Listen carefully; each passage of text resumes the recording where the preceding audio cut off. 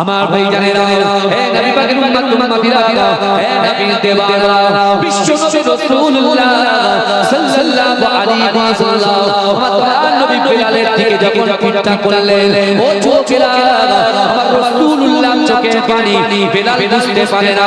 ও যুবকেরা, আমার নবী রাসূলুল্লাহ কাঁদতে কাঁদতে আমার দয়ার নবী বাড়ির দিকে রওনা হয়ে গেলেন। না না না, 3 দিন ধরে ক্ষুধার্ত, এরা ভাবে ক্ষুধার্ত অবস্থায় যদি থাকে, হয়তো কাল হয়ে যেতে পারে, জীবনী হয়ে যেতে পারে।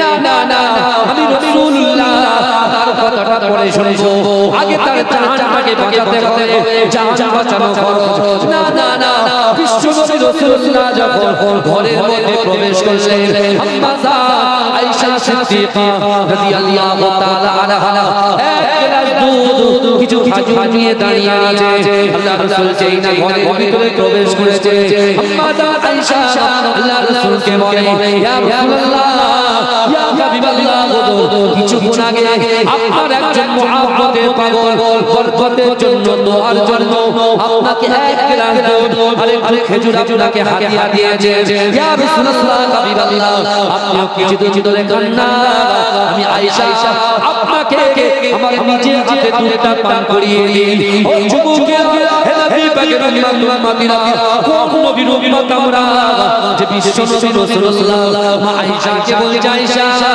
না না না, একজন ক্ষুধার্তকে দেখে আসা, 3 দিন ধরে তার কোনো খাওয়া নাই, এক গ্লাস পানি পর্যন্ত দেওয়া হয় না, আমি রাসূলুল্লাহ এই দুধ পান করতে পারবো না। ও আয়েশা, তুমি তোমার হাত থেকে এই দুধের গ্লাস কিছু খেজুরটা আমার হাতে তুলে দাও। আমি বিশ্ব নবী রাসূলুল্লাহ সাল্লাল্লাহু আলাইহি ওয়াসাল্লাম যে প্রত্যেকটা 3 দিন ধরে খাওয়া পায় না, আমি রাসূলুল্লাহ তাকে নিজের হাতে গিয়ে একটু পানি করিয়ে দিয়ে আসি। এই যুবকেরা, হে নবী পাকের উম্মত উম্মতিরা, আমার নবী নবী জনাব মুহাম্মদুর রাসূলুল্লাহ সাল্লাল্লাহু আলাইহি ওয়াসাল্লাম এক গ্লাস দুধ আর কিছু খাজুর নিয়ে আমার রাসূলুল্লাহ টুক টুক টুক করে হযরতে টুক টুক করে হযরত বেলাল হুজুরের কাছে এসে আল্লাহ রাসূল নিজে হাতে বেলাল হুজুরকে দুধটাকে পান করিয়ে দিয়ে, জোরে বলেন না সুবহানাল্লাহ। যখন রাসূলুল্লাহ বেলালের দিকে হেঁটে হেঁটে আসছে, শর্মিন্দা লজ্জিত কেন লজ্জিত হলো কেন? ওই যে রাসূল দেখে গিয়েছে, ওই দেখে যাওয়াতে যে চুপ আছে মনে মনে করেছে, সেগুলো থেকে তিনি শর্মিন্দা হয়ে গেছে। আপনি যাকে বলতে বেনামাজি জানেন, অনেকের মুখে দাড়ি নেই, নামাজ পড়ে, অনেক তাকে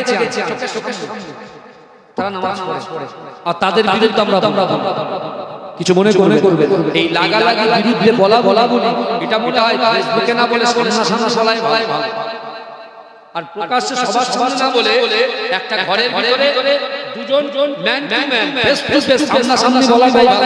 আপনিও গুনাহ থেকে বাঁচবেন, সেও থেকে বাঁচবে। আগেই ছোট ছোট জিনিসগুলোকে আমাদের মাথার ভিতরে ধরে ক্লিয়ার, মানে এখন ফতোয়া দেওয়ার আর মানুষের হওয়ার নাই যে 1% বাবাজি বিশ্বাস, জাহান্নামী আর জান্নাতি উভয় কথা বার্তালাপ করতে, জান্নাতি আর জান্নাতি আছে জাহান্নামীকে জিজ্ঞাসা করছে, ভাই একসঙ্গে কলেজে পড়লাম, স্কুলে পড়লাম, ক্যান্টিনে খেলাম, চাষবাস করলাম, সবকিছু করলাম, আমি জাহান্নামে কেন? এই শুনছেন, আমি জান্নাতে তুমি জাহান্নামে কেন? জাহান্নামী বলছে, ভাই একসাথে খেয়েছি, পুরে ঘুমিয়েছি, উঠেছি, ক্যান্টিনে গেছি, কলেজে গেছি, ইউনিভার্সিটি সব জায়গায় গেছি, ঠিক আছে ভাই নামাজ পড়ে শুয়েছো, তুমি নামাজটা সঠিক টাইমে আদায় করেছো, ভাই তাই তুমি জানি আর আমি নামাজটা সঠিক টাইমে আদায় করতে পারিনি বলে আমি জানি। বলছে ভাই তুমি খেয়েছো, চলেছো, মাঠে গেছো, সব কিছু করেছো, তুমি কোনোদিন কোনো মানুষের প্রতি কুরুচিকর মন্তব্য করোনি, কোন মানুষের বিরুদ্ধে বলনি, তাদের চিন্তাই করনি। হ্যাঁ, তাই তুমি জান্নাতে রাতে পড়ায় চায়ে করে, মাঠে ঘাটে মেলায় যেখানে গেছি শুধু মানুষের, তাই আমি জাহান বাবা আল্লাহ কোরআনে বলছেন বিসমিল্লাহির রহমানির রহিম আহাসিবান নাস ওয়া ইউতরাকু আইয়াকুলু আমান্না ওহুম লা ইফতানুন। আল্লাহ কোরআনে বলছেন বান্দা তোমরা যারা ঈমান এনেছো তোমরা কি মনে করো আমি আল্লাহ তোমাদেরকে ছেড়ে দেব? বাবাজি বুঝছেন? এই শুনছেন? আল্লাহ বলছে বান্দা তোমরা যারা ঈমান এনেছো, আমরা সবাই ঈমান এনেছি নাকি? কথা বলেন হ্যাঁ হ্যাঁ আমরা ঈমান এনেছি। আল্লাহ বলছে তোমরা যারা ঈমান এনেছো তোমরা কি করো আমি আল্লাহ তোমাদেরকে ছেড়ে দেব। অহুম লা ইফতানুন, আমি আল্লাহ কি তোমাদের পরীক্ষা করব না?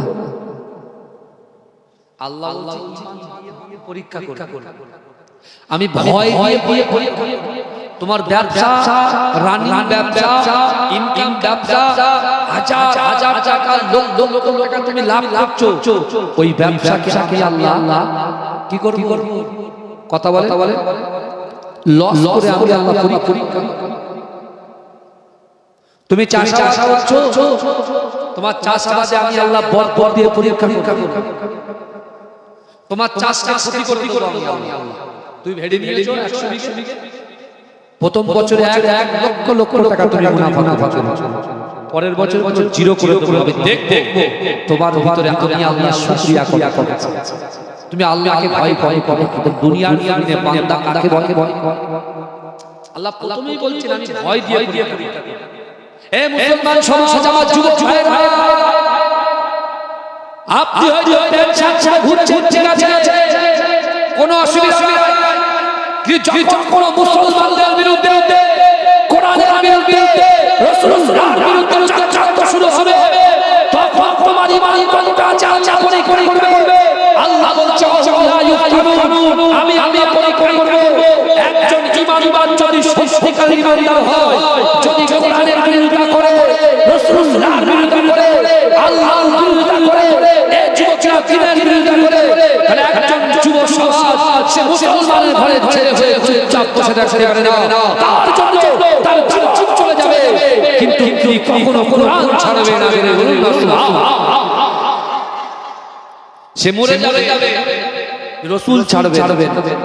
আপনি দেখুন রাসূলুল্লাহ শানে কিছু কার মন্তব্য করেছেন, আইলা মুহাম্মদ নিয়ে মন্তব্য করে কথা বলে, একজন যুবককে কত লাঞ্ছিত অপমানিত করেছে। আপনি দেখুন আপনার গ্রামে ছেলেটা নামাজ পড়ে না, রোজা রাখে না, কিন্তু তার ঈমান আছে, সে কালেমা বলে লা ইলাহা ইল্লাল্লাহ মুহাম্মাদুর রাসূলুল্লাহ, তার আপনাকে ছেড়ে রাস্তায় নেমে গেছে। কথা ঠিক না ভুল? কথা বলে ক্লাবে করে যে টাইমটাই সেই কিরাম ক্লাব করে রাস্তায় নেমে I love Muhammad, I love Muhammad, তারা সারা ফড়াই ঘুরেছে। কথা বলে তার মানে কি?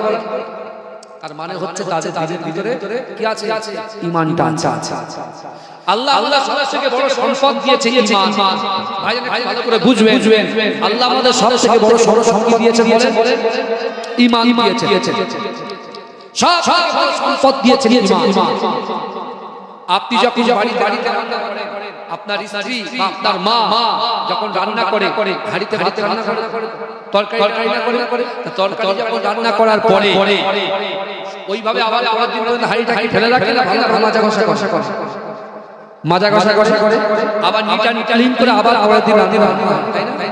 আল্লাহ যে ঈমান দিয়েছে, ঈমানটা মাজা ওই ঈমানটা মাজা করার জন্য দৈনিক আল্লাহ 5 ওয়াক্ত নামাজ ফরজ করে দিয়েছেন। জোরে বলেন না। সকালে উঠে আপনি ব্রাশ করেন তো, এই কথা বলে, আর ব্রাশ না করে দিলে মুখ দিয়ে দুর্গন্ধ বার হয়, আর ব্রাশ করে খেয়ে নিলে আর দুর্গন্ধ বার হয়। তা আমাদের শরীরে যত গুনাহ, আমাদের শরীরে যত গুনাহ, বুঝলে আমাদের শরীরে যত গুনাহ লেগে থাকে, আপনি 5 ওয়াক্ত নামাজ পড়বেন, এই গুনাহগুলোকে আল্লাহ ধুয়ে মুছে সাফ করে দেবে। জোরে বলবেন। তাহলে চিন্তা করে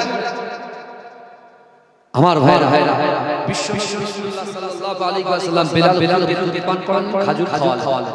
খাইয়ে আল্লাহ চলো বাকি যে কাজগুলো আছে আমি বাকি যে কাজগুলো আছে তখন বলেননি, আমি আপনাদেরকে বলছি যে বাকি যে কাজগুলো আছে সব নিজে হাতে করে দেব। জোরে বলুন না সুবহানাল্লাহ। বেলালের হাত ধরে উমাইয়ার ঘরে গিয়ে উমাইয়া কিন্তু আউট, না আব্দুল্লাহর বেলার সঙ্গে পারা যাবে।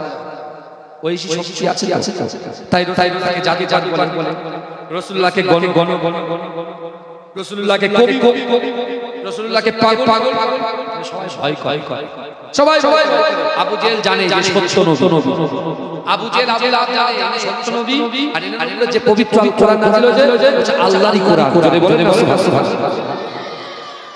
আমার ভাইরা আমার বাবা কত সহজ নয়। আল্লাহ পাক কোরআনের প্রতি যে মহব্বত ভালোবাসা আল্লাহ ঢেলে দিয়েছে, বিশ্বে যত ধর্ম আছে চ্যালেঞ্জ করে বলতে এই শুনছে, বিশ্বে যত ধর্ম আছে সেই ধর্মগ্রন্থ কেউ পড়ে শোনাতে পারবে না। একটাই ধর্ম আছে, যে ধর্মের নাম ইসলাম। এই ধর্মের মানুষের ভিতরে কোটি কোটি হাফেজ আছে, তাদের ভিতরে কোরআন গচ্ছিত রেখেছে। এক জায়গায় বসে 66টা আয়াত পড়ে শুনিয়ে দিতে পারে। কথা ঠিক বলছি না? চ্যালেঞ্জ যা, কিন্তু আমাদের নবী শেখায় মারামারি করে। আমাদের নবী শেখায়নি বড়দেরকে অসম্মান করো। আমাদের নবী শেখায় ধর্মের গালি দাও। সারা বিশ্বের মুসলমান ধর্মকে গাল পাট, কিন্তু আমাদের ধর্মে এটা শেখায়নি তাদের গাল দাও। কি আল্লাহ তাকে হেদায়েত দিয়ে ইসলামের মধ্যে দাখিল করায়, না তাকে মিটিয়ে দেয়। এই কাজ আল্লাহ। এই কাবা শরীফ ভাঙার চক্রান্ত করেছিল, যে কাবা শরীফকে দুনিয়ার মানচিত্র থেকে মিটিয়ে দিয়েছে। তা হোসাইন ঠিক করেছে, বাবাজি বলেছে হোসাইন যেমন করেছে, এদিকে রাসূলুল্লাহ দাদু তখন বেঁচে আব্দুল মুত্তালিবকে তলব করেছে। বাবাজি আমার কথা অসুবিধা হচ্ছে, একটু বোঝাতে যাচ্ছি, আমি লাইনে আছি, একটু প্রসঙ্গিক একটু কথা না বললে আমরা বুঝু। আমাদের যুবকদের ভিতরে এখন যুবকরা সব করছে যে আমরা বেকার। তোমরা বেকার, আল্লাহ তোমাদের হাতকে প্যারালাইজ করে দিতে পারতো, আল্লাহ বন্ধ করে দিতে পারতো, চোখ বন্ধ করে দিতে পারতো, হাতটাকে প্যারালাইজ করে দিতে পারতো। আমরা গুনাহগার, আমরা সেকেন্ডে না করি, কিন্তু আল্লাহ আমাদের দিকে তাকিয়ে আছে। কারণ আল্লাহ বলছে একদিন আমি আল্লাহর কাছে ফিরে বলবো, আল্লাহ আমার জিনা হয়ে গিয়েছে, কষ্ট দিয়েছি, কষ্ট দিয়েছি, কষ্ট দিয়েছি, আল্লাহ এই হাইয়ে খারাপ করেছি, জিনা হয়ে গিয়েছে। আল্লাহ আপনি তো কোরআনে বলেছেন, ইয়া আইয়ুহাল্লাযীনা আমানু তুবু ইলাল্লাহি তাওবাতান নাসুহা।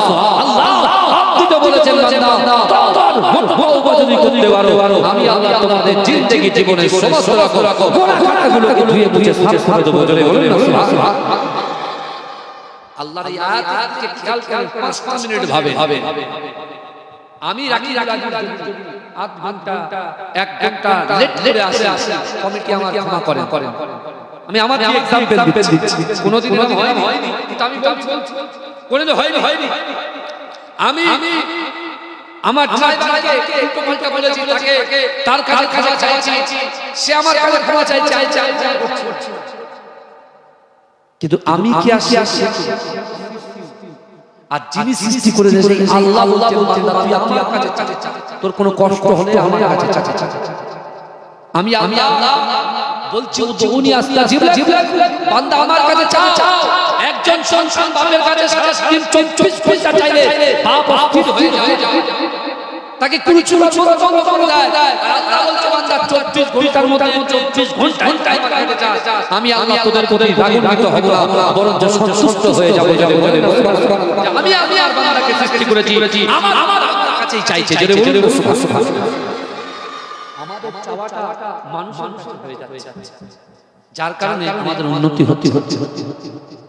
বাবাজি আমাদের চাওয়াটা আমরা মানুষকে বেশি ভরসা করি, তাই না? কথা বলে আমরা মানুষকে বেশি ভরসা করছি, কিন্তু আমরা আল্লাহকে ভরসা করতে পারতাম, নিজের জীবনে মহব্বত পারতাম, তাহলে বিশ্বাস করুন আপনার জ্ঞানে উন্নতি, আপনার চাষাবাদ, ব্যবসা বাণিজ্যে, ক্ষেত খামারে আমার যুবকরা বেকার থাকতো না। আল্লাহ তাদেরকে একটা না একটা ঠিক ব্যবস্থা করে দিতেন। জোরে বলুন সুবহানাল্লাহ।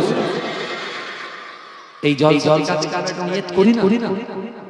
বিলাল হুজুর মাল খেয়েছে, বিলাল হুজুর বলছেন যে না, আমার মনে হয় ইনি সেই মহামানব হতে পারে। তারা তাকে ধরে যে মক্কার যুবকরা আমাকে লাঞ্ছিত করেছে, ইনি ডাইরেক্ট বাড়ি খেজুর খাইয়েছে, আবার বাকি অবশিষ্ট কাজগুলো তিনি সম্পন্ন করেছেন। ইনি অন্য কেউ নয়। রাসূল যখন বেরিয়ে যাচ্ছেন পিছন থেকে হাত ধরে বলেন দাঁড়ান, আপনার পরিচয় চাই। রাসূল বলছে তোমার পরিচয়? আমার নাম বেলাল, আমি ইথিওপিয়া থেকে এসেছি। এই শুনছেন? বলছে আমার নাম বেলাল, ইথিওপিয়া থেকে এসেছি। এই শুনছেন? আল্লাহ রাসূল বলছে আমি আব্দুল্লাহর বেটা মুহাম্মদ। জোরে বলে যেই বলে চলেছে বুক দিয়ে পাতা আমি আপনাকে ছাড়ব। আমার নিয়ত ছিল যেদিন মুহাম্মদকে পেয়ে যাব তাকে ছাড়ব না, তার হাতে কলেমা মুসলমান। জোরে বিলাল কলেমা মুসলমান হয়ে গেলেন। ভাই বিলাল কলেমা পড়ে মুসলমান হচ্ছে। আল্লাহ রাসূল নিজে বারবার জিজ্ঞাসা করেছেন বিলালকে, বিলাল তুমি যা মার কাটছো কলেমা পড়ার পরে আরো বেশি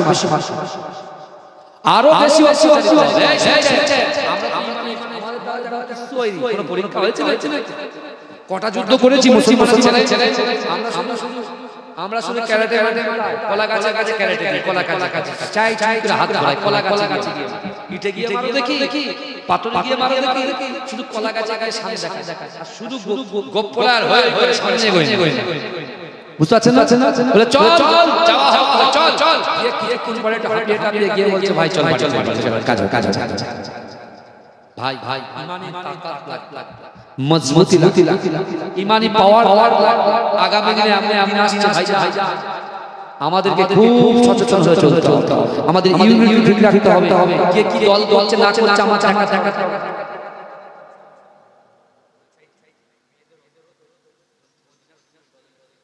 না হবে। প্রজেক্টর মাইকটা না ভাই ভালো বাবা রে তো বড় দেখছে হ্যাঁ ধরে নিয়ে আয় আমার কাছে। তো বিদারি নারে তাকবীর। আমার বাবাজিরা ভালো করে আমাদের এই ঠিক রাখতে হবে ভাই। গ্রামে একটা যুবককে এক থাকতে হবে। হ্যাঁ দেখেন ভারত গণতান্ত্রিক দেশ, কে কোথায় ভোট মারবে না মারবে সেটা আপনার ব্যক্তিগত। ভাই বলে ইসলামের জায়গাটা যখন আসবে আমাদের সবাই যখন এক হয়ে যেতে পারবে না। কারা পারবে হাত তোলেন। আপনার বয়স তো বিধান না আমার বাবা হাসি থাকবেন সব আর হ্যাঁ করে হাসবেন, মুচকে হাসবেন। রাসূলুল্লাহ সাল্লাল্লাহু আলাইহি ওয়াসাল্লাম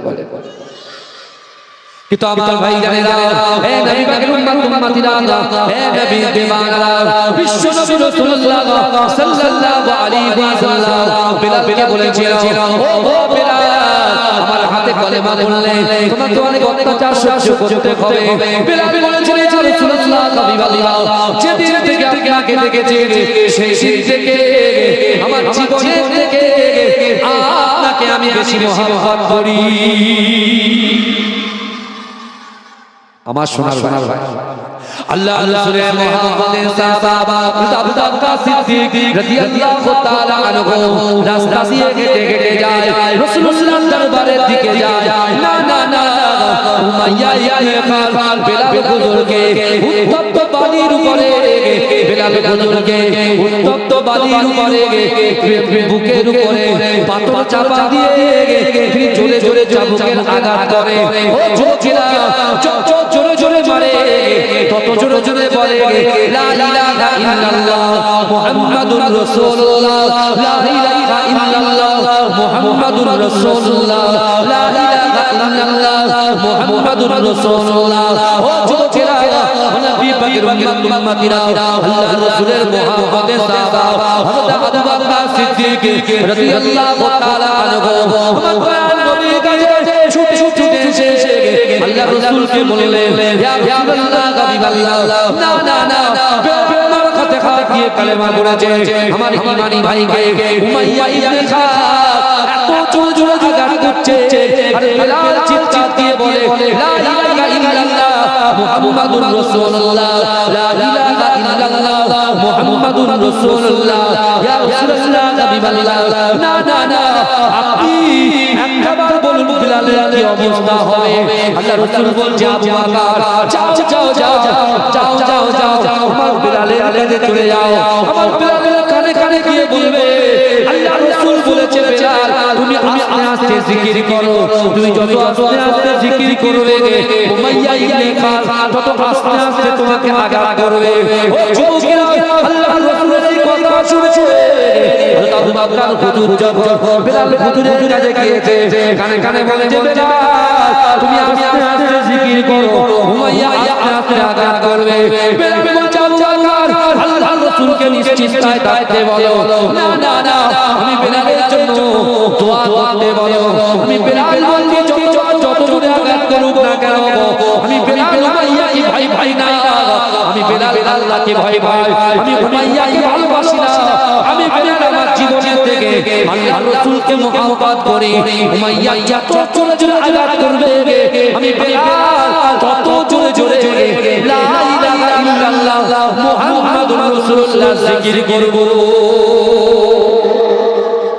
জোরে বলে যা আপনি আমাকে নিয়ে রাসূলুল্লাহকে চিন্তা করতে পারেন রাসূল যেন আমার জন্য দোয়া করে আল্লাহ যেন বিলালকে সবর দেয় ওই বিলাল আমার কাবা শরীফটা তওয়াফ করে ও যুবকেরা লব্বাইক আল্লাহুম্মা লব্বাইক লব্বাইক লা শারীকা লাক লব্বাইক ইন্নাল হামদা ওয়ান নি'মাতা লাক ওয়াল মুলক লা শারীকা লাক হে যুবকেরা তারাও কাবা শরীফ তওয়াফ করতো ও যুবকেরা আবু লাহাব কাবা শরীফ তওয়াফ করতো আবু সুফিয়ান কাবা শরীফ তওয়াফ করতো বিলাল হুজুর কাবা শরীফটা তওয়াফ করে লব্বাইক আল্লাহুম্মা লব্বাইক لبيك لا شريك لك لبيك إن الحمد والنعمة لك والملك لا شريك لك হে যুবকেরা হে নবী পাকের উম্মতিরা হে নবী দিওয়ানা বিলাল হুজুর যখন কাবা শরীফটা তওয়াফ করে ওই সময় থেকে আবু জেহেল বিলালকে দেখে বলছে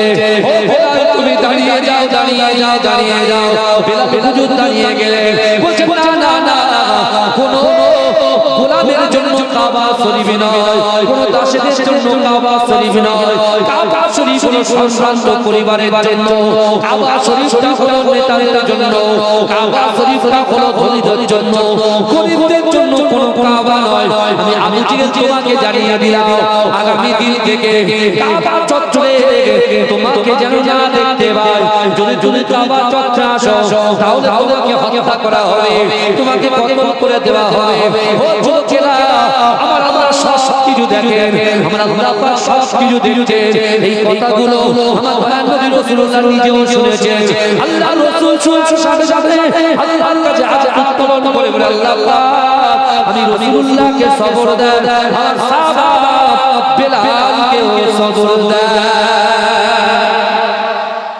জোরে বলুন আল্লাহ সহজে ধরলে পরে শর্ট করব ভাই বুঝতে পেরেছেন এবারে ভালো আল্লাহ রাসূলের সেই মহব্বত সাহাবা বিলালকে নিয়ে আল্লাহ বলে যাও মদিনায় চলে যাও রাসূল মদিনায় চলে জিবরাইল যখন রাসূলুল্লাহকে বললেন আল্লাহ বলেছেন মদিনায় যেতে শুনছেন মদিনায় যেতে তখন রাসূল চাই যাও এখন শর্ট করে বলছি আল্লাহ হাবিব মক্কায় 13 বছর প্রচার করেছে 13 বছর একটা রাতের জন্য কাফেররা আপনাকে ঘুমাতে কিন্তু আপনি মদিনায় যান কিছু দিনের মধ্যে 10,000 সাহাবাদেরকে দিয়ে মক্কাটাকে বিজয় করে দিয়ে আল্লাহ হাতে আল্লাহ তুলে জোরে এজরে বলবেন আমার জিন্দেগি জীবনে সফলতা আনতে চান সর্বপ্রথমে নিজের জীবনের থেকে রাসূলকে ভালোবাসেন রাসূলকে ভালোবাসলে সফলতা অর্জন হয়ে যাবে অনেকে বোঝে না বলে অনেক বড় কথা বলে রোজা দান খাই আরে যুবক আপনি তো কথা শুনছেন না আরে রাসূলকে যারা ভালোবাসবে নামাজ না পড়ে থাকতে পারবে কথা বল যাকাত না দিয়ে থাকতে আপনি কথা বলছেন কেন রাসূল চুপ না আল্লাহ নিজেই বলছেন কুল ইন কুনতুম তুহিব্বুনাল্লাহ ফাত্তাবিউনি ইউহিব্বুকুমুল্লাহ। আল্লাহ বলছে হাবিব আমার বান্দা বান্দাকে জানিয়ে দেন যারা আল্লাহ আমাকে ইত্তেবা করতে চায় মহব্বত করতে চায় আমাকে মহব্বত করার আগে আপনাকে মহব্বত করে আপনাকে বিশ্বনবী জোরে জোরে আল্লাহ বলছে আমাকে ভালো লাগে নবীকে ভালো আর আমি আপনাকে বলছি আপনাদের জীবনে যদি সফলতা আনতে চান জীবনের থেকে রাসূলকে ভালোবাসেন জোরে জোরে সফলতা পেয়ে যাবেন। যেমন বেলালকে উমাইয়া বারবার বেলালকে উমাইয়া বারবার কি বলেছে মুহাম্মাদের কলেমা মুহাম্মাদকে ছেড়ে বেলাল জীবন চলে যাবে মুহাম্মদ মুস্তাফাকে ছাড়বো না জোরে বলে কিছুদিনের মধ্যে 10,000 সাহাবা রেডি করে যখন রাসূলুল্লাহ মক্কা বিজয় করতে যাচ্ছেন নেতা কাফেরের ছেলে নেতা কে আবু জেহেলের ছেলে নাম তার ইকরাম সে পরপর তিনটে যুদ্ধে অংশগ্রহণ করেছে। ইসলামের প্রথম যুদ্ধ বদরের যুদ্ধে তার বাপ ইন্তেকাল হয়ে গেল জান চলে অনেক কথা ভাই অনেক পিছন আর কি বুঝতে পেরেছেন কিন্তু তারপরে আরেকটা যুদ্ধ এসে সেখান থেকে পালিয়েছে কে ইকরাম আরেকটা যুদ্ধে খন্দক সেটাও পালিয়েছে আর এবার রাসূলুল্লাহ যাচ্ছে যখন মক্কায় পৌঁছাচ্ছে না তখন এই ইকরাম পালিয়ে একটা গুহায় আশ্রয় তার বিবিকে ছেড়ে আল্লাহ রাসূল ঢুকেছে 10,000 সাহাবা গিয়ে রাসূলকে বলছে ইয়া রাসূলুল্লাহ ইয়া হাবিবাল্লাহ আপনি হুকুম দেন বাপের থেকে মা মায়ের থেকে বাপ ছেলের থেকে বাপে আলাদা করে দিয়ে কাফেরগুলো সব হত্যা আল্লাহ রাসূল নিয়ন্ত্রণে আনার জন্য জান্নাতুল মুআল্লা কবরস্থানে সাহাবাদেরকে নিয়ে কবর জিয়ারত ছিলেন জোরে বলে কবর জিয়ারত করলে মনে নরম কবর জিয়ারত করলে কবরে পড়ে তারপর রাসূলুল্লাহ বলছেন কাবা চলে বলছে কি আছো যে গরীবদের জন্য কাবা নয় কারা করছে সব আব্দুল্লাহর বেটা মুহাম্মদ দাঁড়িয়ে আল্লাহ রাসূল চিৎকার দিয়ে বলেছিলেন যারা কষ্ট দিয়েছে লাঞ্ছিত করেছেন অপমান করেছেন যাও আমি রাসূলুল্লাহ তাদেরকে ক্ষমা করে দিবেন জোরে বলে আবু জেহেল ইকরামা রাসূলুল্লাহ হাত দিয়ে কলেমা পড়ে মুসলমান হয়ে গেছে জোরে বলে এইবারে তারি সুপারিশ করছে এই শুনছেন বাবাজি তারি সুপারিশ রাসূলুল্লাহর কাছে এই সুপারিশ হুজুর আমার স্বামীটাকে আপনি ক্ষমা করে দেন আল্লাহ রাসূল নিয়ে এসো হুজুর শাহ বলে যাও খুঁজে ইকরাম একটা গুহায় ঢুকিয়ে স্ত্রী গিয়েছে শিগগিরই এখানে এসো এই শিগগিরই কেন আমি সে মুহাম্মদের গোলাম হয়ে গেছি জোরে বলে তুই কলেমা পড়ে নিলে বলে হ্যাঁ তার সামনে করে দাঁড়িয়েছো সেই বিশ্বনবী মুস্তাফার সামনে করে কথা বলেছো নম্র ভদ্র আল্লাহ যা চেহারা দিয়েছে নুরানি চেহারা দেখতে পারে মহব্বত পড়ে গিয়েছি আমি কলেমা পড়ে মুসলমান হয়ে গেছি চলে বলে আমি যাব তুমি চলো আল্লাহ রাসূল ইকরামাকে ক্ষমা করেছিলেন ইকরামা মুসলমান হয়ে গিয়েছিলেন জোরে বলতে কিন্তু আমার ভাই জানেনা ও নবী পাকের উম্মতিরা ও নবী দেবারা বিশ্ব নবী রাসূলুল্লাহ সাল্লাল্লাহু আলাইহি ওয়াসাল্লাম সাহাবাদেরকে বলেছিলেন ও আবু সাহাবারা না মক্কাতে 10 বছর পরে আযান হবে আজকে কাবা বাইতুল্লাহ শরীফে আযান হবে ও যুবকেরা সাহাবাদের ভিতর থেকে অনেক সাহাবা মনে করছে আমি হচ্ছে ধনী পরিবারের ছেলে রাসূলুল্লাহ হয়তো আমাকে ডাকবে কেউ বলছে আমার তো দেখতে সুন্দর রাসূল আমাকে ডাকবে কেউ বলছে রাসূলুল্লাহর কাছাকাছি দাঁড়িয়ে দাও রাসূল আমাকে ডাকবে কিন্তু না ও যুবকেরা হযরত বেলাল রাদিয়াল্লাহু তাআলা আনহু কালো পেটে মুখটা কথা বললে বেঁধে যায় ও যুবকেরা সব পিছনে মনে চিন্তা করে কখনো সম্ভব নয় আল্লাহ রাসূল আমাকে কখনো ডাকবে না কিন্তু যুবকেরা রাসূলুল্লাহকে মুহাব্বত করেছে বেলাল ইজ্জত দিয়েছে আমার আল্লাহ আমার দয়ার নবী চিন্তা দিয়ে বলছে হে আমার সাহাবারা আজকে কাবা বাইতুল্লাহ যাবে আমার বেলাল বেলাল আযান দেবে জোরে বল রাসূল বলছে আমার বেলাল আযান দেবে সবাই বেলাল সাগা বুঝলে এগিয়ে বেলাল হুজুর কাঁদতে রাসূলুল্লাহর কাছে এসে বলছে ইয়া রাসূলুল্লাহ হাবিবাল্লাহ আমি এদিক থেকে আযান দেব বেলাল বলছে রাসূল বলছে না বেলাল বলছে এদিক থেকে আযান দেব রাসূল বলছে না ইয়া রাসূলুল্লাহ এদিক থেকে আযান দেব রাসূল বলছে না এদিক থেকে আযান দেব রাসূল বলছে না ও যুবকেরা আল্লাহ রাসূল চলতে কাঁদতে বেলালকে বলেছিল বেলাল না আবু জেহেল তোমাকে মারার হুমকি দিয়েছিল আমি রাসূলুল্লাহ শুনেছিলাম কিন্তু না ও বেলাল তুমি কাবার বাইরে আযান দেবে না আজকে দিনে আমি রাসূলুল্লাহ হুকুম করলাম কাবা শরীফের ভিতরে দাঁড়িয়ে তুমি আযান দেবে জোরে বলুন